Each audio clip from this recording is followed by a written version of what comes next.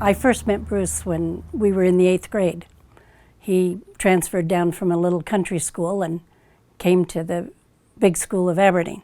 We were friends for quite a while and then dated our last year, and then we each went our separate ways after we graduated from high school. And then we met up again and dated and got married the next year. And he had been going to the University of Idaho. So we moved up to the University of Idaho, and we were there for 15 years. I learned very quickly that Bruce always had to be doing something. Even when he was sitting watching television, he always had a pad and pencil in his hand and was drawing or putting things down, ideas down. Through the first college years, of course, we were very busy, and I worked full-time and put him through the first few years of school, and then he graduated. He finished his bachelor's and his master's at the University of Idaho in Moscow, Idaho, and then he went on to Washington State in Pullman, Washington, which is right across the border, and received his doctorate in microbiology and chemistry. I guess the main thing about Bruce is that he continually had ideas. Different things were always coming into his mind of new ways to do things or ways to make things better or a new project. At one point, there was a terrible problem with E. coli.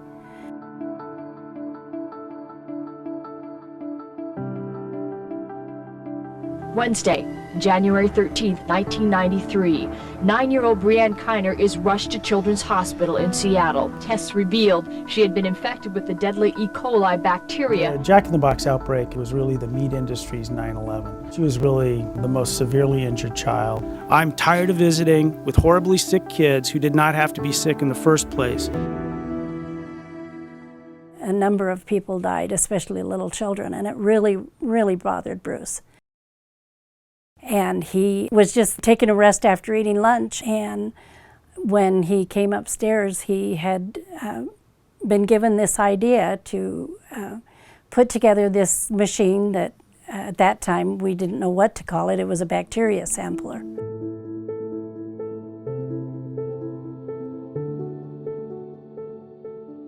I knew him earlier when he first moved to Jerome, just an acquaintance. I knew what business he had and what he was doing, and I knew that he was doing research. But then he moved into our unit at church, and I got to work with a couple of his sons in the scouting program, so we just helped each other out.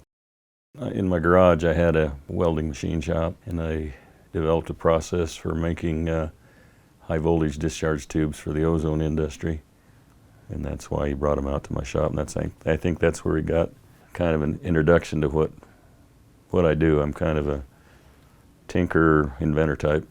He thought at the stage he was in with his development that that's what he needed. I think that's where he got the idea that maybe I could help him in his quest. So we talked about it for a while, and he offered me a job, and I made the jump over. He started just drawing it, thinking about how it could work. He had a friend who had some basic engineering, and Dirk worked with him, and between the two of them, they put together a very basic model of what he thought that it would look like and what it could do. I thought it was a good concept, a worthwhile concept. He'd been able to get some grants on it, and it was in sort of the infancy developmental stage at the time. He'd done a lot of prototyping and work, and he didn't have it where he wanted it to be, so Dr. Bradley and I worked closely together and furthering the ideas and the designs, and we'd talk about it, and I'd design something and put it together, and we'd take it out to the engineers to do the prototyping, the actual final prototyping on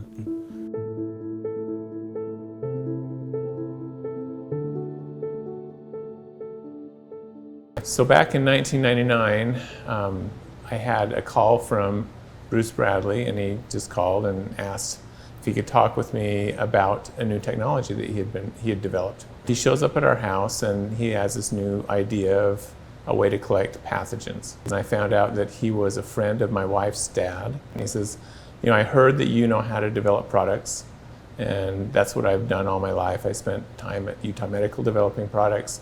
And so I was like, sure, I'll help you out. So we started working together, and he had a bunch of different ideas. He just wanted to have prototypes built. He had technology on how to separate a sample. So to spray down a liquid and collect it with vacuum and separate out the sample from the air. But he didn't really have too much technology around how to collect it off the surface. So the first projects we did together was I built him some better prototypes of his separation device, and then we did a bunch of prototypes of collection sampling hits too.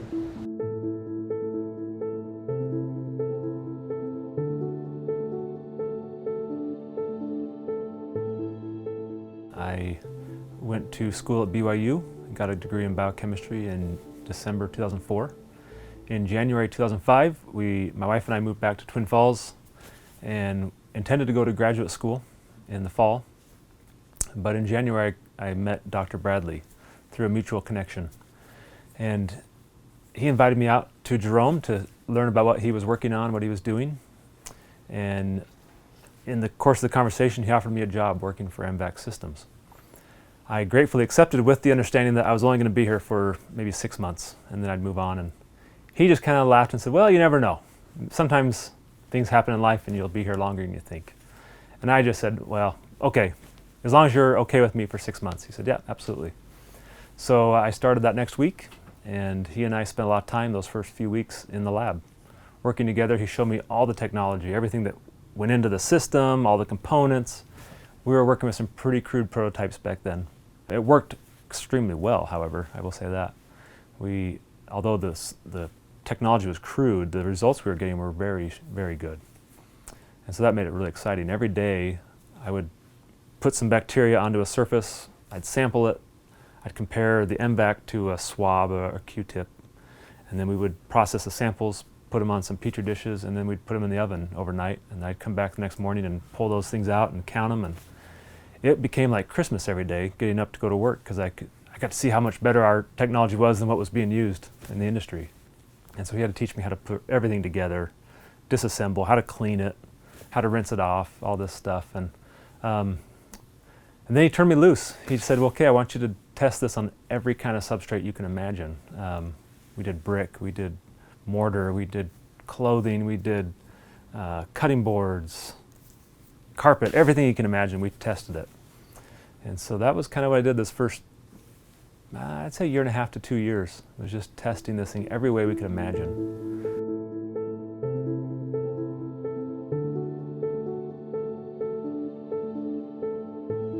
So in 2005, I had just moved up to Spokane, Washington.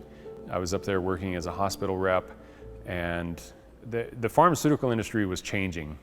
When I first got into pharmaceuticals, we had a much more liberal bank account, if you will. You know, we could do lots of different things with the doctors and the customers that we started getting more and more restricted. And from that, it got more and more frustrating to work for a company like that. And so I remember one night I was voicing this frustration to my dad. I remember I was just saying, you know, Dad, this isn't working out the way I thought it would. You know, I figured I would be just a career guy, and in my conversation, I was kind of voicing the frustration of not being able to get into the customers and not really feeling like I was making a difference. I just feel like I'm just dropping samples and a delivery boy instead of actually making a difference like I used to be able to. And that was when he said, well, why don't you come work for me?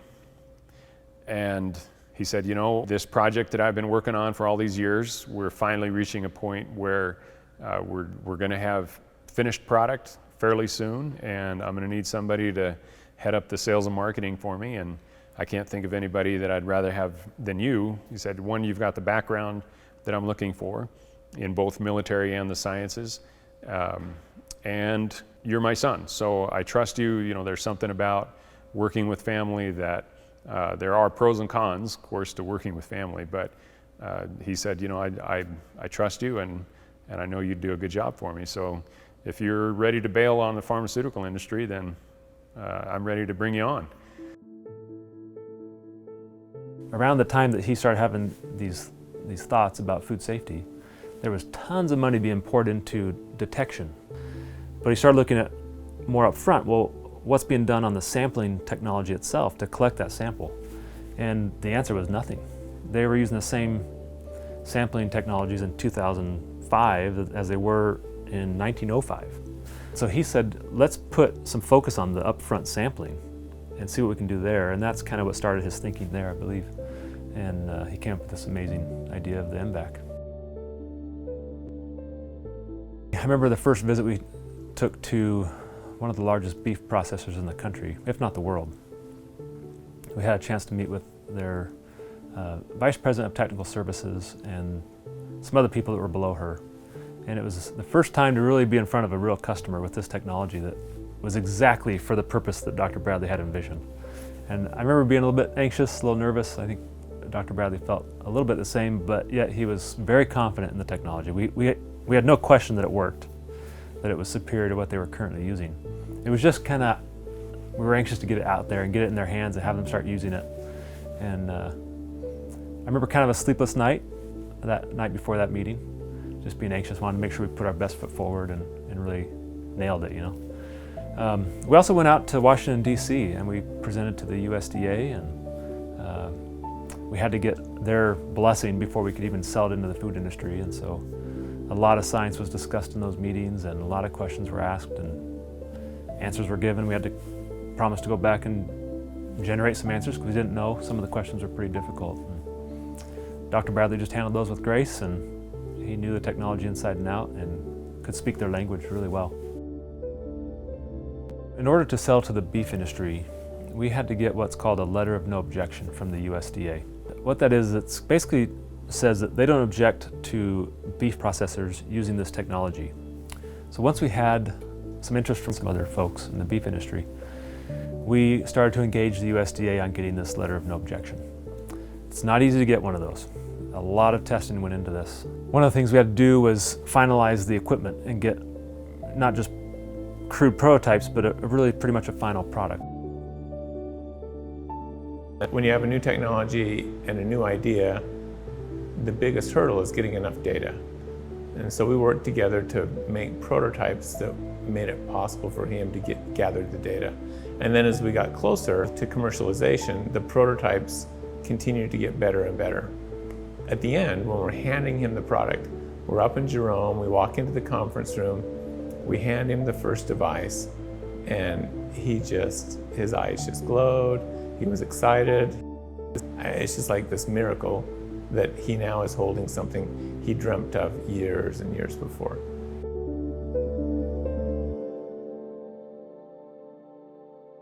We were sitting there in a big beef plant and talking to the plant manager, and we said, you know, hey, if you use this system out in your plant, you'll be able to find more contamination, thinking that that's a good thing.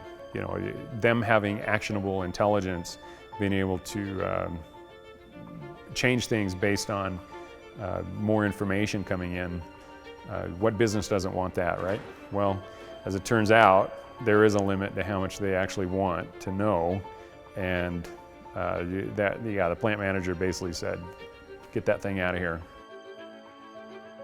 It took us about 2 years to actually get this no objection letter. But what we found pretty fast is that even with this no objection letter, the production people were like, wait a minute, you're going to be testing at a higher level, we're going to have more recalls, we're going to have more bacteria that we're going to have to account for.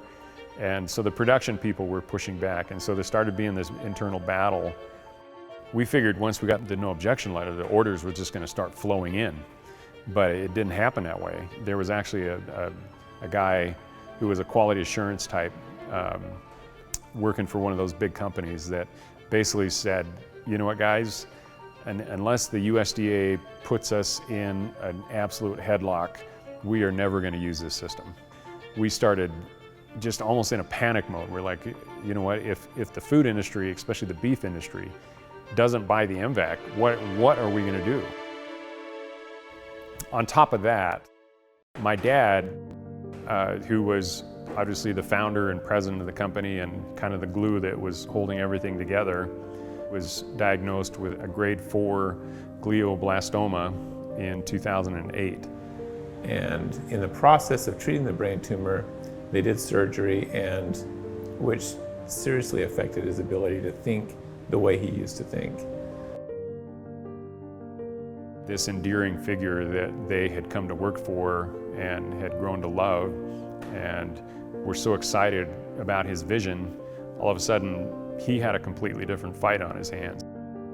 When he finally passed in March of 2009, we started really looking at everything we needed to do to continue on without him. Jared had a friend who his career was with the FBI, and he looked at the device and thought this would make a great tool for collecting DNA material. So we had gone to Sorensen Forensics. We had got some excellent results. Our lab manager, he wrote an article for Evidence Technology, and I started getting calls from police agencies. I didn't even know that Jared had published this article. And so we get on the phone, we find out that he'd published it, we're looking at it, and the police were reading it, and they were interested. So it really got us thinking even more, because in the food industry, if you capture pathogens, it means they're going to have to do something to product that was going to make more money for them if there weren't any pathogens.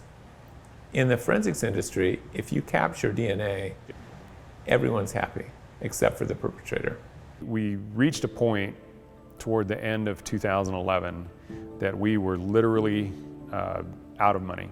And so I ended up selling my house. I cashed in my 401k. Both Wayne and I took severe salary cuts. I mean, we were operating on just nothing. We get this phone call out of the blue from this lady named Carol, and she had previously worked with Sorensen. Over the period of time that we had taken the M-Vac down to Sorensen Forensics and asked them to test it for us in the forensic setting, she was there when they did that. So in the meantime, she had not worked for Sorensen anymore. And so she calls us out of the blue and she said, "Hey, are you guys looking for any salespeople?"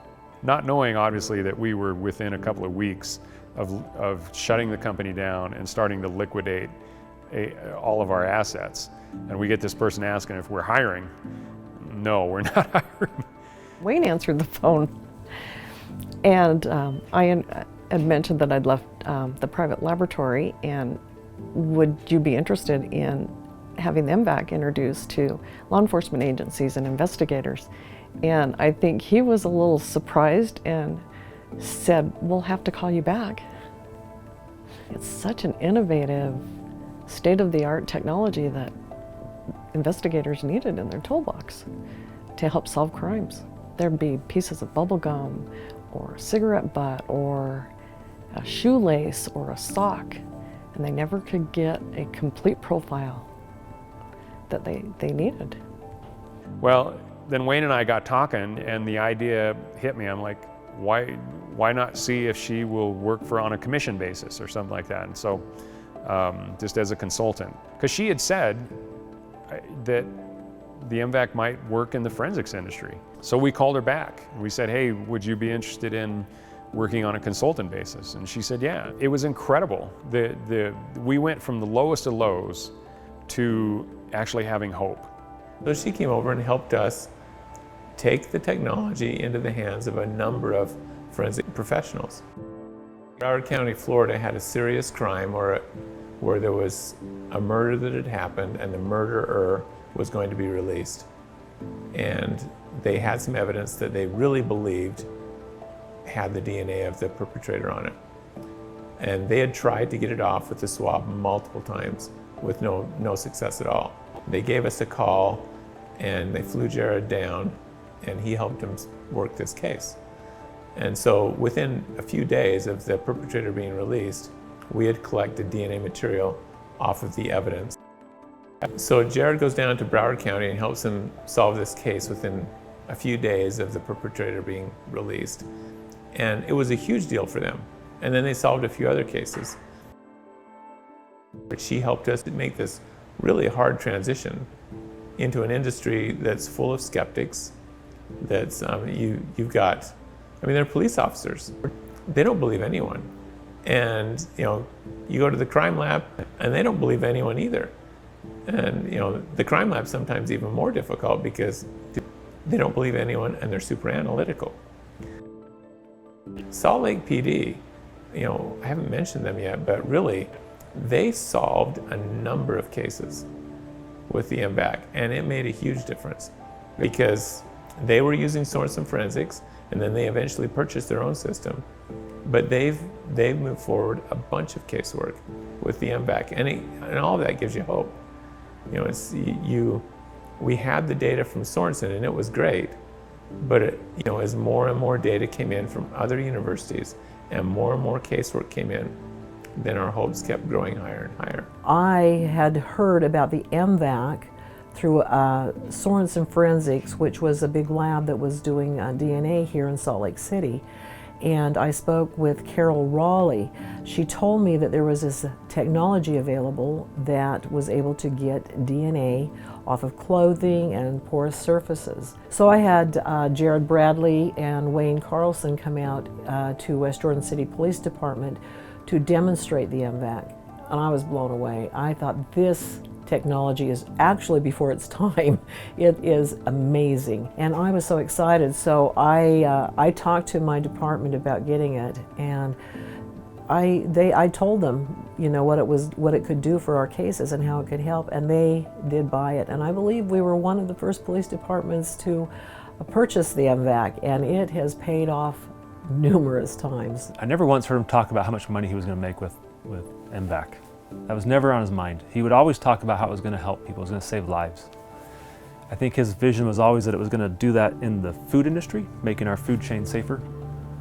But I think he'd be very pleased to see that it's serving the forensics industry so well, and finding people that have committed just heinous crimes, and then even exonerating people that have been imprisoned wrongfully.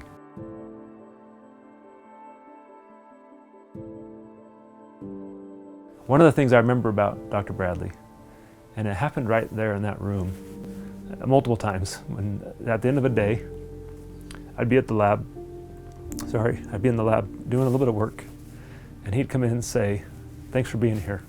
And that was his slogan that I remember all the time. He'd say, "Thanks for being here." And I was just grateful to have a job. I couldn't believe I had the opportunity to work for such a great man and for such an exciting product.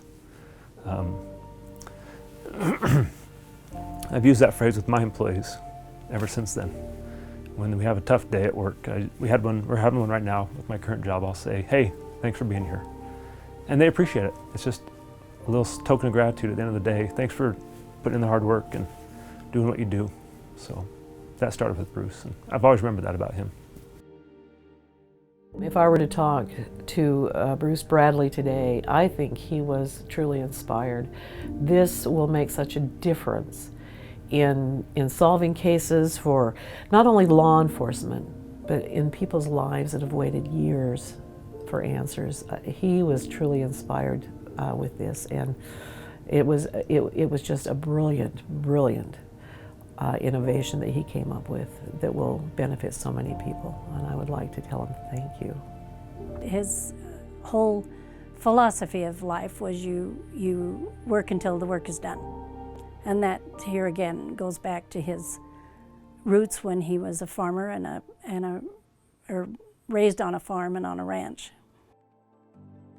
That's really what's been keeping us moving, is his legacy. I've always wanted to make him proud of me, and a lot of things I look back on my life, a lot of the decisions that I've made were based on trying to make my dad proud of me, and I think most kids do that.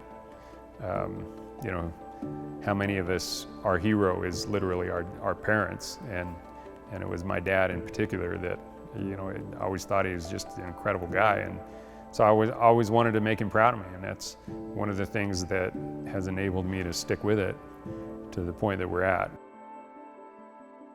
We believe in this product. We know that the M-Vac system will work, and there's a need for it.